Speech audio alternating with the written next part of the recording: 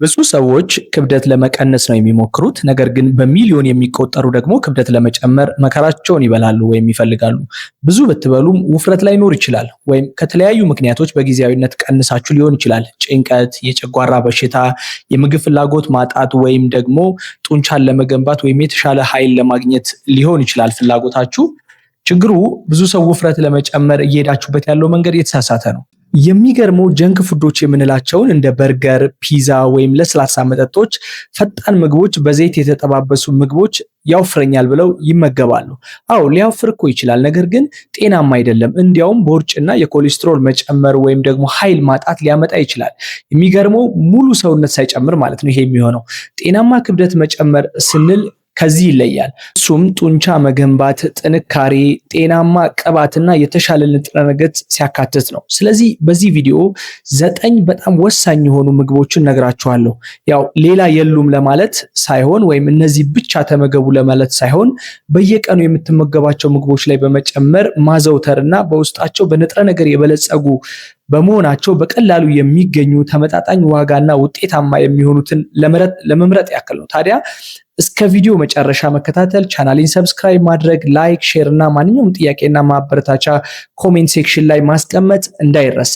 የመጀመሪያው እንቁላል ነው። እንቁላል ተመራጭ የሚሆነው ለምንድን ነው? አንደኛ ከፍተኛ የሆነ ፕሮቲን አለው፣ ጤናማ ቅባት አለው፣ ቫይታሚን እና ማዕድን ወይም ሚነራል በውስጡ የያዘ ነው። አንድ እንቁላል ወደ 7 ግራም ፕሮቲን አለው በውስጡ። ፕሮቲን ደግሞ ክብደት ለመጨመር ወሳኝ ንጥረ ነገር ነው። ይህን ደግሞ ተቀቅሎ ሊሆን ይችላል፣ በፍርፍር መልክ በኦምሌት በማድረግ ሊሆን ይችላል፣ ወይም ከሌሎች ምግቦች ጋር አንድ ላይ በማድረግ እንደ ድንች አይነት ምግቦች ጋር አንድ ላይ በማድረግ መመገብ የምንችለው መሆኑ ተመራጭ አድርገዋል። ውስጥ ያለው አስኳሉ በነገራችን ላይ መፍራት የለብንም። ይሄንን ያው በሕክምና የምንመርጣቸው አሉ አስኳሉ እንዳይበሉ የምንፈልጋቸው በተለይ ኮሌስትሮል ያለባቸው እንደዚህ አይነት ታካሚዎች። ነገር ግን ውፍረት የሌላቸው ሰዎችና እንደዚህ በሕክምና ካልተከለከላችሁ በስተቀር ለውፍረት እንደውም ወሳኝና በውስጡ ጤናማ ቅባት፣ ቫይታሚን እና ኃይል ያለው ቢጫው አስኳሉ ውስጥ ነው። ሁለተኛው ወተትና የወተት ተዋጽኦ ወይም ውጤቶች ናቸው። ወተት ፕሮቲን፣ ካርቦሃይድሬት፣ ፋት፣ ካልሲየም እና ኃይል ሰጪ ነው እና በተፈጥሮ ክብደትን ተመራጭ የሚሆን ምግብ ነው። ወተት ራሱን ወይም እርጎ ወይም በአይብ እና ከሌሎች ምግቦች ጋር ቀላቅሎ መጠቀም ይቻላል። በጣም ተመራጭ የሚሆነው 1 ብርጭቆ ወተት ማታ ማታ እንቅልፍ ከመተኛታችሁ በፊት ብትጠጡ ነው። ሶስተኛው ለውዝ ነው። ለውዝ ወይም በቅቤ ሊሆን ይችላል ወይም በቆሎ በውስጣቸው ከፍተኛ ኃይልና በንጥረ ነገር የበለጸጉ ናቸው። ጤናማ ቅባት፣ ፕሮቲን እና ኃይል ሰጪ ናቸው። የሚገርመው የምግብ ፍላጎት የለኝም ብትሉ እንኳን 1 እጅ ለውዝ እፍኝ ወይም ደግሞ 1 ማንኪያ የለውዝ ቅቤ ብቻ በመውሰድ ከፍተኛ ኃይል ወደ ሰውነታችሁ በማስገባት ክብደታችሁ ሊጨምር ይችላል። በዳቦ በመቀባት ከጭማቂ ጋር በመፍጨት ሰላጣ ጋር በመቀላቀልና በቆሎ መልክ መውሰድ ትችላላችሁ። ያው ስኳርና ጨው ከሚጨመርበት በሰፈር ውስጥ ከሚዘጋጁት የለውዝ ቅቤ ባይሆን ይመረጣል። በሰፈር ውስጥ የሚዘጋጁት ማለት ጨውና ስኳር አያደርጉባቸውም። ቀጥታ ፊት ለፊት እያየን የሚፈጩት ማለት ነው። በነገራችን ላይ አንድ እንድታስታውሱት ወይም እንድታውቁት የምፈልገው እነዚህ ጤናማ ምግቦች እንድትበሉ እዚህ ጋር ነግሬያችሁ ሌላ ቦታ ላይ ሊከለከል ይችላል። እነዚህ ጤናማ ምግቦች ሌላ ቦታ ሊከለከል የሚችሉት ለምንድን ነው ካላችሁ ለነዚህ ሊከለክል የሚችል የሕክምና ጉዳይ ካለ እነዚህ ካለባችሁ ኮሜንት ላይ ብትጠይቁኝ ይሄ የኩላሊት ችግር አለብኝ፣ ይሄ እንደዚህ አይነት የሕክምና ችግር አለብኝ ይፈቀዳል ወይ ከነዚህ ምግብ ለኔ የማይፈቀደው የትኛው ነው ብላችሁ ኮሜንት ላይ ብትጠይቁኝ እነግራችኋለሁ። ለምሳሌ የኩላሊት ጠጠር ያለበት ሰው ለውዝ ቅቤ እንዲያበዛ ወይም ለውዝ እንዲያበዛ አንመክርም። ልክ እንደዚህ አይነት ነገሮች ካሉ ነግራችኋለሁ። በነገራችን ላይ ኩላሊት ጠጠር ያለባችሁ ምንም አይነት መመገብ አለብኝ ካላችሁ በቅርብ የሰራሁት ቪዲዮ አለ፣ ገብታችሁ ማየት ትችላላችሁ ቻናሌ ላይ። አራተኛ ሩዝ ነው። ሩዝ በቀላሉ የሚገኝ ነው።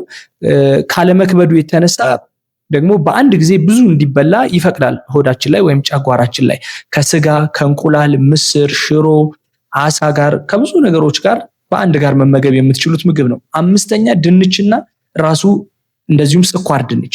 ይሄ እንግዲህ በካርቦሃይድሬት የበለጸገ ኃይል ሰጪና ቫይታሚን ፋይበር ያለው ምግብ ነው። በተለይ ስኳር ድንች ቢካሮቲን እና አንቲኦክሲዳንት አለው። ተቀቅሎ በመዳመጥ ከዳቦ ጋር ሊሆን ይችላል ወይም ከሌላ ምግብ ጋር ተፈጭቶ ሁሉ በጭማቂ መልክ ሁሉ ጭምር ልንጠቀመው እንችላለን። ይሄ ጤናማ ምግብ ግን በመጥበስ ወደ ጤናማ ወዳልሆነ ምግብ ግን መቀየር የለብንም። አሁን ድንች ሲጠበስ ለምሳሌ ቺፕስ ይሆናል፣ እንደሱ መሆን ግን የለበትም። 6ኛ አቮካዶ ነው። አቮካዶ በጣም ጤናማና ኃይል ሰጪ ምግብ ነው። ጤናማ ቅባት ፋይበር፣ ፖታሺየም እንደዚሁም ቫይታሚን በውስጡ አሉት። ጤናማ ቅባት ክብደት ለመጨመር ለሚፈልግ ሰው በጣም ወሳኝ ናቸው። በዳቦ ወይም ከእንቁላል ጋር በሰላጣ በጭማቂ በመሆን መበላት ይችላል አቮካዶ ማለት ነው። በሰባተኛ ደረጃ ስጋ፣ ዶሮ፣ አሳ። በነገራችን እስካሁን ከጠቀስኳቸው ትንሽ ኢኮኖሚካሊ ሊከብዱን የሚችሉት ወይም ደግሞ በዋጋ ደረጃ የሚከብዱን ከተባሉ እነዚህ ናቸው። ነገር ግን እነዚህ በፕሮቲን፣ ዚንክ፣ አይረን እና ሌሎች ንጥረ ነገሮች በውስጣቸው ያላቸው ናቸው። እነዚህ ለልብ ጤና፣ ለተሻረ የአይምሮ ስራና ጤናማ ክብደት ለማምጣት በጣም ወሳኝ ምግቦች ናቸው። ባይዘው እንግዲህ እነዚህ ቅድም ከዘረዘርናቸው እንደ ድንች፣ ሩዝ አይነት ምግብ ጋር አንድ ላይ ቢመገቡ ደግሞ በጣም ተመራጭ ነው። በስምንተኛ ደረጃ በጣም ወሳኝ የሆነው ምግብ ሙዝ ነው። በውስጡ ካርቦሃይድሬት፣ ፖታሺየም፣ ኃይል ሰጪና በተለይ ስፖርት ለሚሰራ ከስፖርት በፊት ሁሌ ቀድማችሁ ብትመገቡት ተመራጭ የሆነ ምግብ ነው። ሙዝ እንድታውቁት የምፈልገው ከወተት ጋር፣ ኦትስ ጋር፣ ለውዝ ጋር አድርጋችሁ ሁሌ በጁስ መልክ ወይም አቀላቅላችሁ እንደ ጭማቂ አድርጋችሁ ብትጠቀሙት የሚገርም ለውጥ ታያላችሁ። በዘጠነኛ ቤት ውስጥ የሚዘጋጁ እንደ ጁስ መልክ አሁን ስምንተኛ እንደ ሙዝ ጋር እንደነገርኳቸው አይነቶች ሲሆኑ በተለይ ብዙ ቀጭን የሆኑ ሰዎች አንዳንዴ ብዙ መብላት አትችሉም። ጨጓራችን ቶሎ ይሞላል አይደለ? ስለዚህ እንደዚህ ቶሎ ጠግባለሁኝ መብላት አልችልም፣ ብዙ መመገብ አልችልም የምትሉ ሰዎች አማራጫችሁ ይሄ ዘጠኛ ላይ የምነግራችሁ ነው። ይሄ ምንድነው? ኃይል ሰጪ ያላቸውን ምግቦች በቀላሉ ቀላቅላችሁ በአንድ ብርጭቆ አድርጋችሁ መጠጣት ማለት ነው። ለምሳሌ ወተት አንድ ብርጭቆ ወር ከዛ በታች ታደርጋላችሁ። 2-3 ማንኪያ እርጎ ታረጉበታላችሁ። 2 ማንኪያ ኦትስ ታረጋላችሁ። አንድ ሙዝ፣ 1 ማንኪያ ለውዝ ቅቤና ግማሽ አቮካዶ ብትጨምሩበት፣ እንደዚሁም 1 ማንኪያ ማር ብትጨምሩ ይሄንን ስትጠጡ በጣም ብዙ ኃይል ወደ ሰውነታችሁ ይገባል። ስለዚህ ሰውነታችሁ ውስጥ ጥሩ የሆነ ንጥረ ነገርና ኃይል ሰጪ የሆኑ ምግቦች ወደ ሰውነታችሁ በቀላሉ ይገባል፣ ሰውነታችሁ ይጨምራል ማለት ነው። ይህ ክብደት ለመጨመር ብላችሁ ከምትጠጡት ታብሌት ወይም ሰፕሊመንት አይነት ቫይታሚኖች በጣም የተሻለ ተመራጭ ነው። በብዙ ነገር፣ በገንዘብ፣ በሳይድ ኢፌክት፣ በብዙ ነገር።